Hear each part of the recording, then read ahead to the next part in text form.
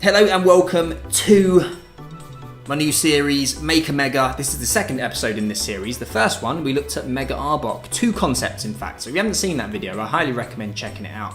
Two very distinct ideas, and I think really cool. Of course I do, because I made them myself, and I made a video about it. I'm not going to put the video out if I think it's crap. So anyway, now we're going to be looking at Mega Venomoth. So quick disclaimer, there are no spoilers here. I've not looked at leaks either, nor do I want to know what's in the leaks. So I'm not revealing any Pokemon that, will be in the games or won't be in the games. I don't know. We're not going to discuss leaks, neither in the video nor in the comments, please. Please don't put any spoilers or speculation in there. Speculation's okay, but again, not leaks. Because I don't want to be spoiled. I don't want other people to be spoiled if they don't want to be spoiled either. So, let's jump into this one. We've got Venomoth. I think it's a prime candidate for a Mega Evolution. Some Pokemon, I think, will get alternate forms in future. In the form of Gigantamax. I don't think Venomoth will, because Butterfree is kind of already filled in that idea of a moth/butterfly Pokemon getting a giant form. So Venomoth's getting a Mega form, if anything.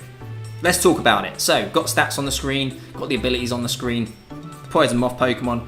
Pause the video now if you want to quickly refresh the weaknesses and resistances of Venomoth. But we're going to jump into the design, and here it is. There we go. So you can already start trying to guess what typing I've gone for here. I'm going to kind of spoil it now, because I'm going to tell you where this design the inspiration of it came from. So in some East Asian cultures, moths can sometimes have cultural significance and links to the dead, in particular spirits. So they are either sometimes seen as being spirits themselves or guidance for spirits, and that's why they're considered to fly somewhat erratically sometimes, because it's like they're trying to communicate with the living, but they can't because they're not living anymore and they're moths and they can't speak human languages. The more you know. So that's kind of the concept we've gone for. And there's the shiny variation as well. We're not doing rubbish shinies, guys. We're not doing your Garchomps and your Gengars. I know they sorted those out with the Megas, but we're setting precedents here so that when these Pokemon do get Megas themselves in real life, we can shame Nintendo and Game Freak and say, look, there are plenty of good ideas out there you could have copied. So let's talk about Venomoth typing. Well, first of all, let's have a look at some of the stats I do like to throw in very quickly. So the Restless Moth Pokemon, again, when a Pokemon gets a Mega Evolution, its category does not change, but I like to change it just to give you guys more of an idea of what the concept is, to really flesh out the concept as a whole. So the typing, can you guess what it is? You probably can, it's going to be half Ghost type. It's Bug Ghost. And in terms of the ability, so having fun with these abilities, really want to buff these Gen 1 Pokemon that really just have been left behind, power creep over the years. It is Fluffy. So we're getting a nice defensive boost on the physical side of things with this. And let's have a quick look at the stats. So again, we're not touching HP because there's no precedent for boosting HP for Mega Pokemon. We're not touching the attack because I want to min-max these Pokemon as best as possible, because they have such low base stat totals. But you can see, we've boosted the defense significantly up to 90, so a boost of 30 there. A really nice boost to the special attack, but not overly bearing, because again, we want to make sure we've got enough defenses. And it's all going to be tied together when you see the moves we've got going on as well. So yeah, a boost of up to 130, which is still kind of weak for a Mega, but respectively strong overall. Nice special defensive boost at 100, and then a slight speed boost of 5 points there, up to 95. So let's continue to kind of tie things together here. Let's look at the weaknesses and resistances. So this typing is unique to Shedinja, so allowing Venomoth to get this typing, it makes it a bit more special. 2 immunities in normal and fighting. And if we look at those weaknesses, so flying, rock, and dark, debatably, a lot of attacks that are coming from those types are on the physical side of things. Flying is especially debatable. Hurricane is a very popular move in recent years, especially.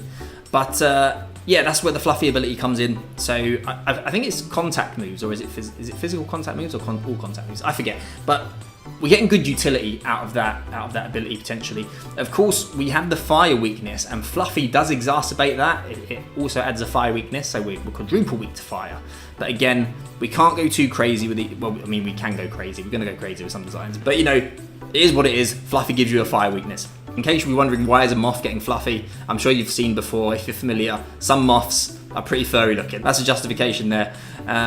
So let's have a look at the notable moves. So the ones in red are the ones that really stand out to me. So of course, Rage Powder, such an incredible move. Again, I'm looking at this from a VGC perspective, or just competitive Pokemon in general. But in doubles, Rage Powder is incredible. And we're dealing with a Pokemon here who has boosted defenses, has 2 immunities as well. Rage Powder on a Pokemon like that, I think it's a great shout. Sleep Powder, of course, incredible move as well. And a boosting move in Quiver Dance. And the final 2 moves in red we've got there, 2 damaging moves that you wouldn't normally see on a Venomoth. I mean, you don't normally see Venomoth anyway, right? But if you did, you probably wouldn't see these moves on it. That's because I think this Venomoth would be incredible on rain teams. So let's talk about the rest of the moves, and then we'll come back to the rain team concept as well. So again, you can see that I've kind of put the non-damaging moves first, followed by the stab moves and the coverage moves as well. Here are some new additions I would add as well. So Hurricane, because again, I think it would be great on a rain team. So let's give it 100% accurate. Hurricanes as well, why not? Icy Wind for more utility. Shadow Ball, because we need stab if we're going to be ghost type. Magic Powder, which is Hatterini's signature move. Again, I think it would allow Venomoth to be even more unique in its design. Also, really fun. Change opposing Pokemon's type into Psychic and then threaten them with super effective ghost moves. And Whirlwind as well for the ability to phase out opposing Pokemon. Just be really annoying on a more supportive set. So let's look at some potential movesets. I've got 3 to talk about. So movesets for VGC, redirection support. Nothing crazy here. It is Rage Powder with Sleep Powder or Disable. Probably Sleep Powder would be the better option there. And then either Dual Stab, Bug Buzz, and Shadow Ball if you want to go kind of half and half redirection, but also decent damage, or Icy Wind over Bug Buzz for a little bit of extra support, and then rely on Shadow Ball solely for your damage output. The next one we've got is a Quiver Dance set. Quiver Dance with Disable. So I actually really like the idea that I've got going on here. Pat myself on the back.